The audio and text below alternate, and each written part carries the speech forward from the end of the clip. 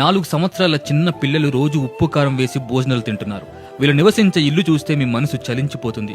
ఈ దృశ్యం చూసిన మనలో ప్రతి ఒక్కరు వీళ్ళ కోసం మనం ఏదో ఒకటి చేయాలి ఫ్రెండ్స్. నేను వీళ్ళ పరిస్థితి కళ్ళారా చూసిన తర్వాత నిజంగా షాక్ అయ్యాను. మరీ కటిక పేదరికంలో బ్రతుకుతున్నారు. అమ్మా నాన్న ఉన్న అనాథల్లా బ్రతుకుతున్నారు. వీళ్ళ అమ్మ వీళ్ళని వదిలేసి వెళ్ళిపోయింది. నాన్న పేదరికంతో కొట్టుమిట్టాడుతున్నారు. పిల్లలేమో తినడానికి తిండి లేక ఉండడానికి ఇల్లు లేక ఇలా బ్రతుకుతున్నారు. వీళ్ళకి ఆధార్ కార్డు కూడా లేవు. వీళ్ళ బ్రతుకులు పట్టించుకునే నాదుడే లేడు. వీళ్ళు నివసించే ఇల్లు చూస్తే ఇది ఇల్లా పశువుల సాల అంటారు. ఏ అర్ధరాత్రి ఏ పాము వచ్చి కాటేసిన అడిగే దిక్కే లేదు. వీళ్ళ కోసం మనం ఏం చేద్దాం ఫ్రెండ్స్, మీరే చెప్పండి. ఈ వీడియోని ఆంధ్ర తెలంగాణలో ఉన్న అందరికీ షేర్ చేయండి. వీళ్ళకి తొందరగా ఉండడానికి ఒక ఇల్లు కావాలి. మనం అందరం అనుకుంటే వీళ్ళు ఉండడానికి ఒక చిన్న ఇల్లు నిర్మించవచ్చు. ఈ వర్షాకాలం ఈ గుడిసెల్లో ఉంటే పిల్లల ప్రాణాలకు గ్యారెంటీ లేదు ఫ్రెండ్స్. వీళ్ళకి హెల్ప్ చేయాలనుకుంటే నాకు ఇన్స్టాగ్రామ్ లో మెసేజ్ చేయండి. నువ్వు ఇచ్చిన ఒక్క రూపాయినా వీళ్ళకి ఉపయోగపడుతుంది. నువ్వు హెల్ప్ చేయకపోతే హెల్ప్ చేసి మీ ఫ్రెండ్ కి వీడియోని షేర్ చేయండి.